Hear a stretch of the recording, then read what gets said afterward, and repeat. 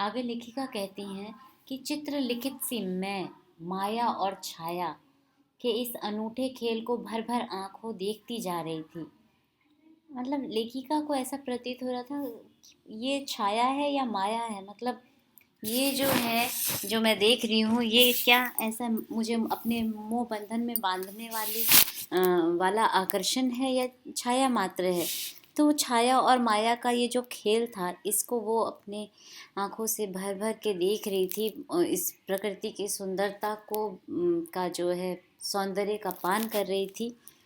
और प्रकृति जैसे मुझे सयानी बनने के लिए ऐसे लग रहा था कि प्रकृति जो है उन्हें ये सीख दे रही हो कि समझदार बनने की, और समझदार बनाने के लिए जीवन के रहस्यों का उद्घाटन करने पर तुली हुई थी कि जीवन की सच्चाई क्या है, जीवन का क्या रहस्य है।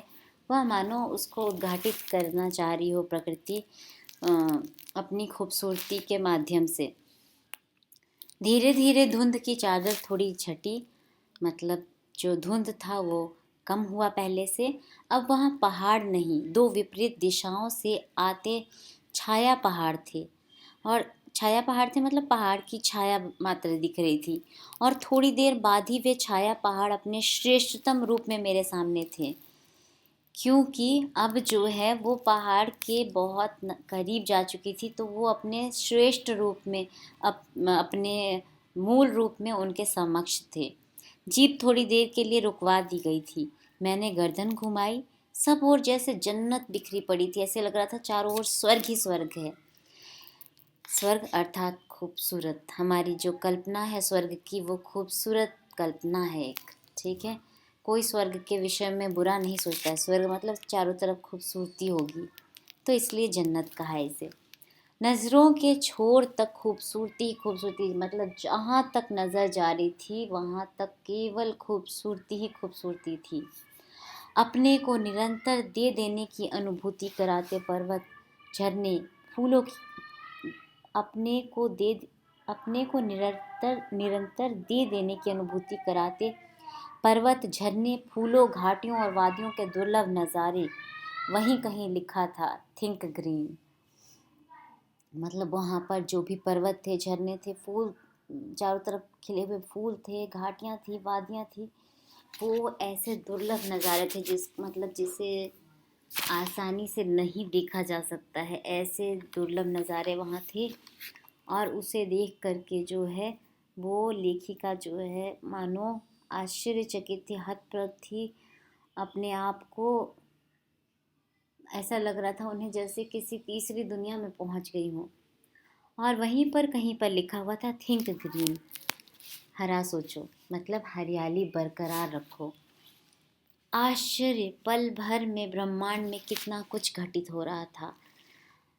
अब लेखिका अब यह महसूस करती है कि पल भर में मानो ब्रह्मांड में कितना कुछ घटित हो रहा है, कितनी घटनाएं घटित हो रही है।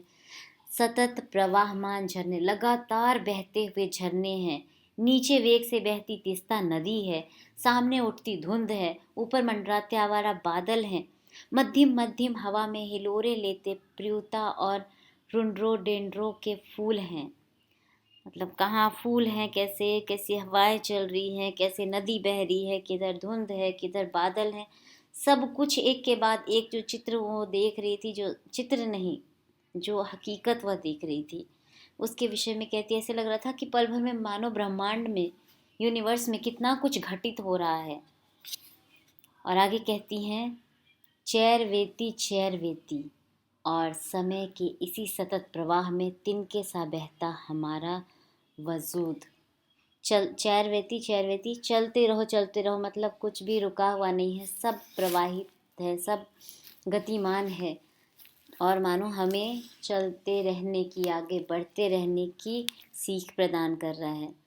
और इसी समय के इसी सतत प्रवाह में समय बढ़ते जा रहा है, और इसके प्रवाह में तिनके सा, मानो एक छोटे से तिनके के जैसा हमारा जो बहता हुआ हमारा अस्तित्व है, हमारा वजूद है, वह भी समय के साथ साथ चला जा रहा है।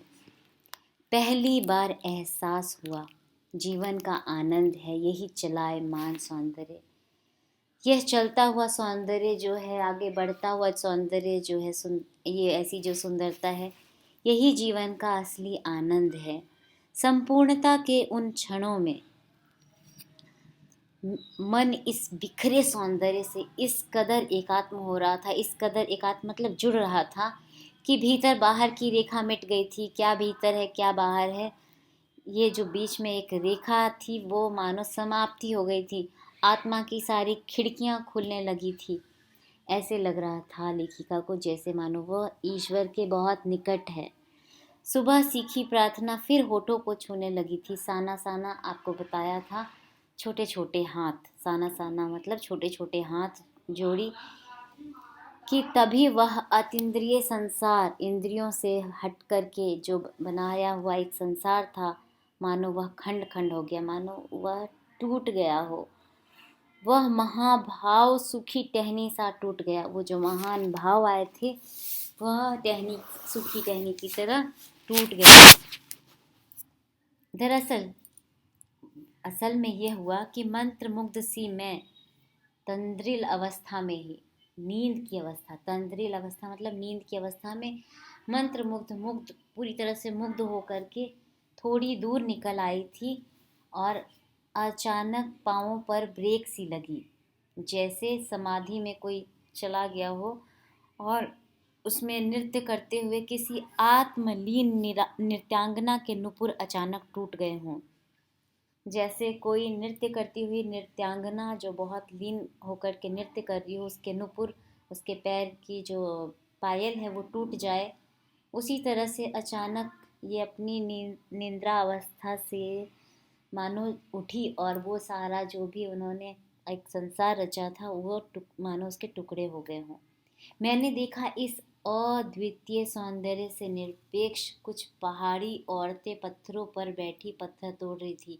उन्हें ये ब्रेक कैसे लगा, उनकी ये सारी जो खूबसूरती में जिस डूबी हुई थी, वो जिस खूबसूरती में वह डूबी हुई थी उसमें ब्रेक कैसे लगा जब उन्होंने जीवन की और कटु सत्य का सामना किया, एक कटु सच्चाई का सामना किया। उन्होंने देखा कि औरतें, पहाड़ी औरतें जो हैं पत्थरों पर बैठी पत्थर तोड़ रही थी। गुथे आटे सी कोमल काया पर हाथों में कुदाल और हथौड़े। महिलाओं के शरीर के लिए कहा है, जैसे लग रहा हो गूथे हुए आटे जैसी कोमल शरीर वाली औरतें, लेकिन उनके हाथों में क्या था, कुदाल और हथौड़ा था और कईयों के पीठ पर बंधी डोको, बड़ी सी जो टोकरी होती है और उसमें उनके बच्चे रखे हुए हैं। कुछ कुदाल को भरपूर ताकत के साथ जमीन पर मार रही थी। इतने स्वर्गीय सौंदर्य, कहाँ नदी, फूल, वादियाँ, झरने, इनकी बातें कर रही थी लेखिका, इन्हें देख रही थी, इनके सौंदर्य का पान कर रही थी, इनके सौंदर्य का आनंद उठा रही थी। और कहाँ भूख, मौत, दैन्य, गरीबी और दैन्य मतलब गरीबी और जिंदा रहने की यह जंग, जिंदा रहने की यह लड़ाई, मातृत्व, माँ की ममता और श्रम साधना, परिश्रम करना, ये सब देख करके मानो दोनों एकदम विपरीत थे एक दूसरे के। वहीं पर खड़े BRO मतलब बोर्ड रोड ऑर्गेनाइजेशन के एक कर्मचारी से मैंने पूछा, यह क्या हो रहा है? तब उसने चुहलबाजी के अंदाज में मतलब मजाकिया अंदाज में बताया, जिन रास्तों से गुजरते हुए आप हिम शिखरों से टक्कर लेने जा रही हैं, उन्हीं रास्तों के ये पहाड़ी ने चौड़ा बना रही है। मतलब जिन रास्तों से आप ऊंचाई को छूने जा रही हैं, हिम शिखरों को छूने जा रही हैं, उनको देखने जा रही हैं, उस सौंदर्य का पान करने जा रही हैं, ये पहाड़ी महिलाएं उन्हीं रास्तों को चौड़ा बना रही हैं। आगे बाद में पढ़ेंगे। आज के लिए बस इतना ही। धन्यवाद।